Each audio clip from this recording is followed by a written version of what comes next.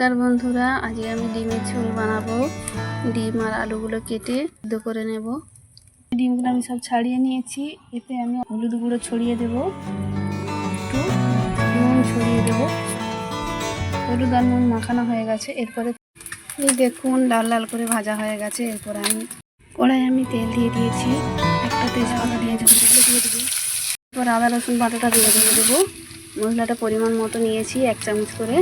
সেদ্ধ করা আলুগুলো দিয়ে দেবো, পরিমাণ মতো নুনটা দিয়ে দেবো। আলুগুলোকে কষিয়ে নিয়ে জল দিয়ে দিলেই হয়ে আসবে। কষিয়ে নেওয়া হয়ে গেছে, আমি জল দিয়ে দেবো। জলটা আমি এখন দিয়ে দিয়েছি। ডিমগুলো যে ভেজে রেখেছিলাম একটা একটা করে দিয়ে দেবো। একটু ফুটিয়ে নিলেই হয়ে যাবে, হয়ে গেছে।